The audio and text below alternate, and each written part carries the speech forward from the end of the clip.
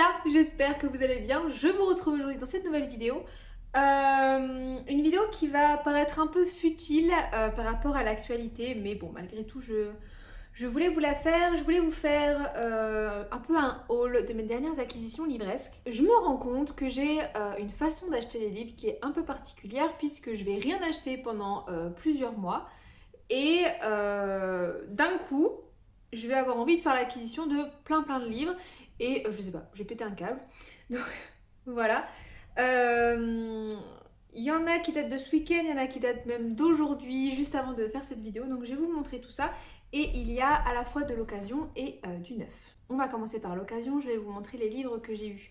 Au camion à livres à Metz, si vous êtes de Metz, il y a un bouquiniste qui arrive avec son camion tous les vendredis après-midi, les samedis après-midi, place de la République. Je suis premièrement repartie avec plusieurs ouvrages d'Émile Zola, puisque j'aimerais bien faire la collection des livres de la série des Rougon-Macquart, puisque concernant Zola, en fait, je n'ai lu que Germinal et j'aimerais beaucoup lire Zola davantage. Donc j'ai pris La Terre de Zola, donc c'est une jolie petite édition. Elle était pas chère parce qu'elle était abîmée ici, c'est pour ça qu'elle était qu'à 1 euro, mais voilà, je la trouvais quand même très mignonne. J'ai ensuite pris La Bête humaine, qui est vraiment un classique pour le coup qu'il faut avoir lu. Et j'ai également pris La joie de vivre. Donc écoutez, j'ai hâte de les découvrir. Je connais pas exactement l'ordre, mais du coup j'essaierai de les mettre dans l'ordre. Et quand j'aurai le premier, je le lirai. J'ai ensuite pris Lucien Leven de Stendhal.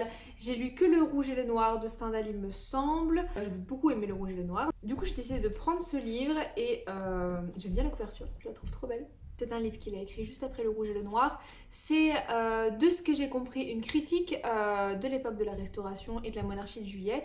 Et Stendhal l'aurait laissé inachevé parce qu'il avait peur des répercussions justement de la monarchie de Juillet par rapport à son livre. Donc écoutez, je pense que ça risque d'être très intéressant. J'ai pris Félix et la source invisible d'Éric Emmanuel Schmitt. C'est un auteur que j'aime beaucoup. J'ai lu presque toutes ses œuvres, à part celle-ci et la dernière. Donc ici on est dans un roman et on va suivre justement Félix qui va chercher à redonner le sourire à sa mère et qui va partir aux confins du monde pour retrouver un peu les origines du bonheur et pouvoir lui redonner le sourire.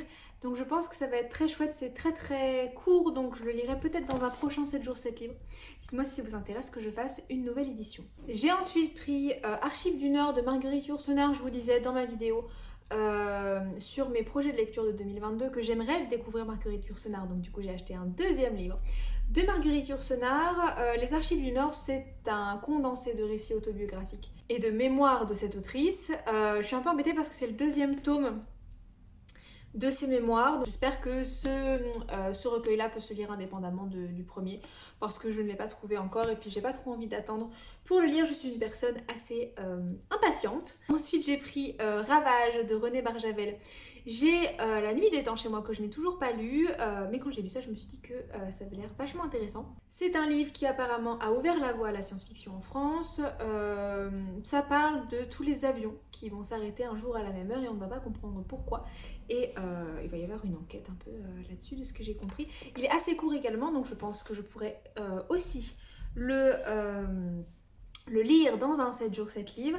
Et maintenant on va passer aux livres que j'ai achetés en librairie. Donc j'ai 3 librairies différentes. Je suis allée à la FNAC, j'essaye de ne pas aller trop à la FNAC, mais bon bah, ça m'arrive, hein, écoutez.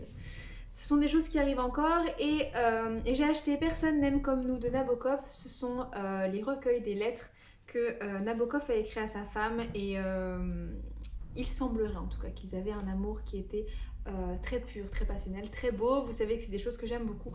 Donc je ne pouvais pas ne pas l'acheter. Ensuite, en librairie cette fois-ci, j'ai fait l'acquisition de La Conférence des oiseaux, qui est le 5e volume de Miss Peregrine et les enfants particuliers. Je pense que j'ai pas besoin de vous refaire le topo. Miss Peregrine et les enfants particuliers, c'est une saga que j'aime beaucoup, sur laquelle j'ai du retard puisque le tome 6 est sorti il y a quelques mois. Voilà, on suit Jacob Portman et ses amis qui ont tous des dons qui les rendent un petit peu magiques.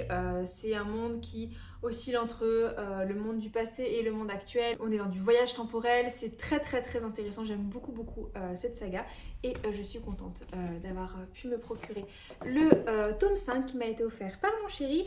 Et également ce jour-là, j'ai acheté la biographie d'Alice Guy, écrite par Catel Eboquet, qui est la première réalisatrice de l'histoire. C'est une femme dont on parle peu. Moi qui m'intéresse peu à l'histoire du cinéma, j'avais très envie de découvrir cette femme parce que finalement au niveau du cinéma, voilà, je connais les Frères Lumière, je connais Méliès, mais je connaissais pas du tout Alice Guy et j'ai entendu que son histoire était surprenante. Donc écoutez, j'ai hâte de le lire. Je suis en train de mettre tout ça sur mon rebord de fenêtre.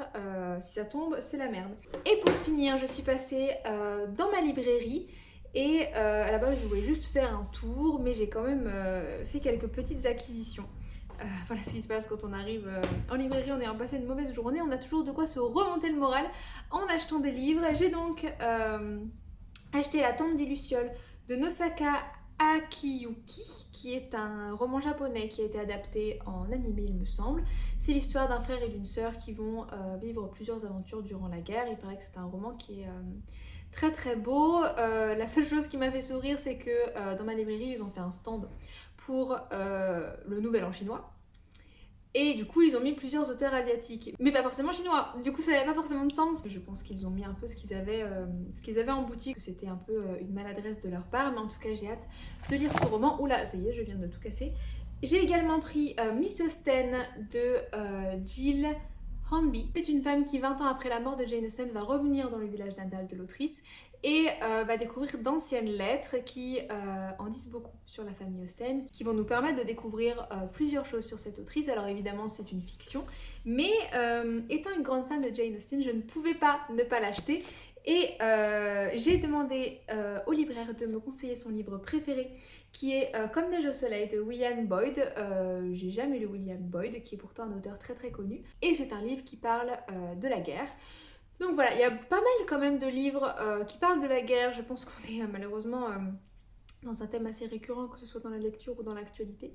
En tout cas, dites-moi si dans les livres que je vous ai présentés, vous avez lu certains, vous avez aimé certains, ou si vous n'avez pas aimé d'autres. Quoi qu'il en soit, je vous souhaite une très belle journée. Je vous dis à bientôt pour une prochaine vidéo. Salut!